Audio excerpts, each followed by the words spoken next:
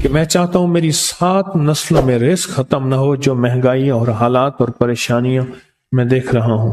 کوئی ہے عمل؟ میں کہا بالکل ہے، اور میں نے اس سے کہا کہ یہ میرے پردادا کے پردادا کا عمل ہے، ان کا یہ عمل ہے، میرے پردادا کے پردادا کا عمل، جو ہماری خاندانی یادداشتوں میں یہ لکھا ہوا ہے۔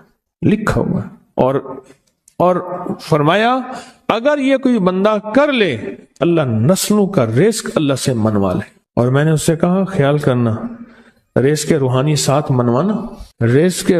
ساتھ منوانا، ورنہ دولت مال چیزیں مل جائے گی، جس کے بارے میں کہا جاتا ہے کہ بعض بندے ایسے ہوتے ہیں اللہ پاک ان سے لقمے نہیں چھینتا، سجدے چھین لیتا ہے۔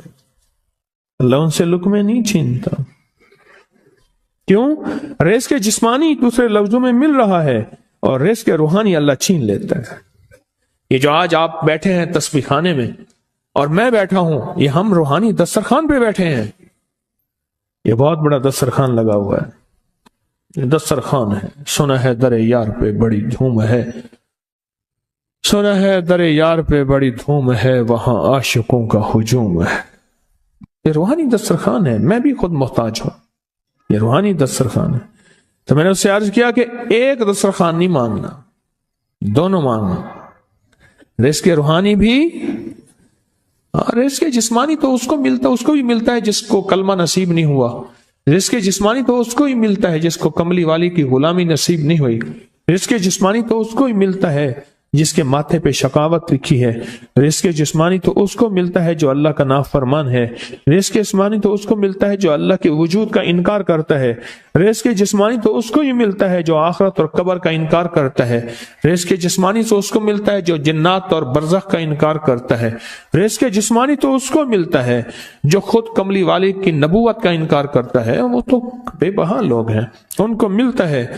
پر تجھے بھی صرف رزق جسمانی ملا اور اللہ سے یہ منوا لیا، نہ یہ نہ منوانا، اللہ سے کہنا ہے اللہ رزق روحانی بھی دے اور رزق جسمانی بھی دے، 2 رزق کٹھے عطا فرما۔ کون سا رزق؟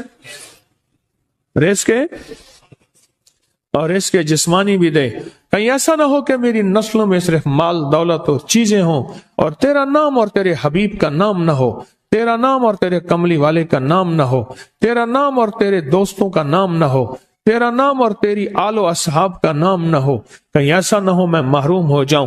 مجھے آل اور محمد اور آل محمد اور اصحاب محمد کی نسبتیں یہ بھی ساتھ عطا کیے رکھ۔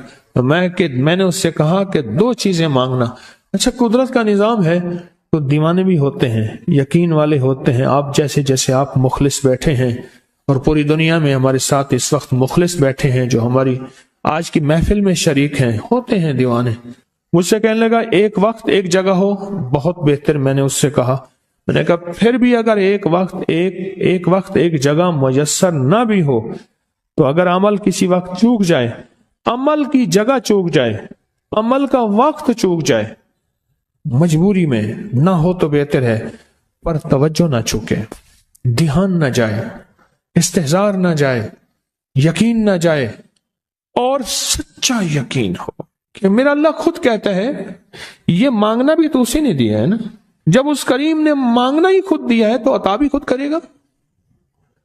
نہیں خوف نارے جہیم کا کہ کرم ہے مجھ پہ کریم کا، وہ خود عطا کرے گا مجھے، اس نے مانگنا دیا دے گا۔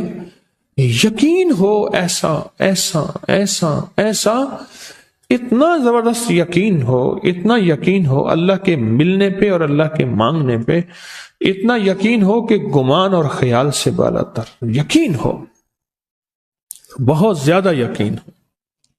یاد رکھیے گا میری بات، میری طرف دیکھتے رہیں، یاد رکھیے گا جس کو ملا ہے یقین کی طاقت میں ملا ہے، اور جس سے چھنا ہے بے یقینی نے اس سے سب کچھ چھین لیا، بے یقینی نے اس سے سب کچھ چھین لیا۔ جس کو ملا ہے یقین کی طاقت سے ملا ہے، یقین ہو کہ میں کر رہا ہوں اور اللہ مجھے دے دے گا۔ کہا کہ کیسا یقین ہو؟ کہا جیسے بکری کے تھن دودھ سے بھرے ہوئے اور میں کہوں کہ میرے ہاتھ سے دباؤں گا اور دودھ نکلے گا، اس سے زیادہ یقین۔ اور کہا کس سے زیادہ یقین؟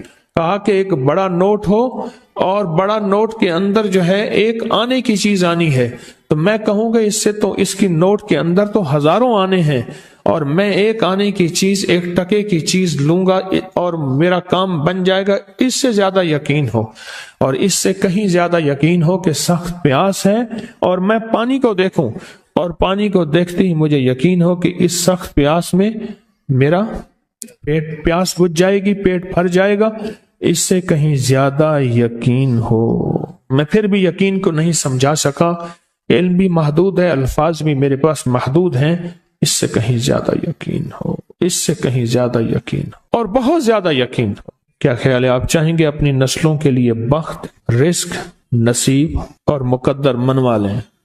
میں نے کہا روزانہ 40 منٹ بیٹھ، 40 منٹ صبح دوپہر شام، جو تیری تنہائی کا وقت ہو، کہ یا اللہ دنیا میں ایسی جگہ کوئی کہیں ہوتی، اکیلے بیٹھے رہتے یاد تیری دل نشیں ہوتی، اکیلے بیٹھے رہتے یاد تیری دل نشیں ہوتی، اور بس صرف ایک بار سورۃ فاتحہ پڑھا، اور اس کے بعد ایاک نعبد و ایاک نستعین کو دوہرا۔ تو میں نے اس سے عرض کیا کہ بس اس کو وجدان سے پڑھو، ایسے پڑھ کے رونگٹے کھڑے ہو جائیں، آنسو بہنے لگ جائیں، دل کے اندر کا درد اور دل کا اندر کا غم اور اللہ کے سامنے حاضری، استحضار، اور یہ کیفیتیں تیری ہوں کہ بس اس کے علاوہ کوئی مجھے یاد نہ رہے۔ اس درد سے پڑھو، صرف 40 منٹ۔ 40 کی عدد کے ساتھ کائنات کے رازوں کا بڑا تعلق ہے۔ 40 کا جو عدد ہوتا ہے، بس 40 کے عدد کے ساتھ پڑھ، اور بہت توجہ سے پڑھ، اور بہت دھیان سے پڑھ، بہت توجہ سے، روز پڑھ۔ مجھ سے کہنے لگا کتنے دن پڑھوں؟ تو میں نے اس سے کہا مجھ سے یہ دن نہ پوچھ، تیرا دل خود بولے گا کہ فیصلے ہو گئے ہیں، بس ختم، دل خود بولے گا۔ یہ بتائیں کہ پیٹ بھرتے ہوئے کوئی گھنٹی بجتی ہے، یہ دل خود بولتا ہے کہ پیٹ بھر گیا۔ پیاس میں بھی کوئی کہتا تو نہیں ہے کہ آپ کی پیاس بجھ گئی ہے، وہ دل خود بولتا ہے کہ بس اب پانی کی ضرورت نہیں ہے۔ نیند سے دل بھر جائے تو بس دل کے بس اب سو لیا، وہ اٹھیں۔ اسی طرح دل خود بولے، دل خود بولے، کیا بولے؟ دل خود بولے، اور دل اندر بولے، دل اندر بولے کہ اللہ پاک جل شانہ نے نسلوں کے لیے رزق، عزت، دولت، برکت کے فیصلے کر دی، بس دل بولے۔ کتنے دیر کر؟ اب یہ تیری اپنے مانگنے میں ہے، اب یہ تیری اپنے مانگنے میں ہے۔ مانگنے میں کمی ہے تو دل نہیں بولے گا، اگر مانگے گا تو پتہ نہیں دنوں میں یا ہفتوں میں، جتنے میں دنوں میں فیصلہ ہو جائے گا۔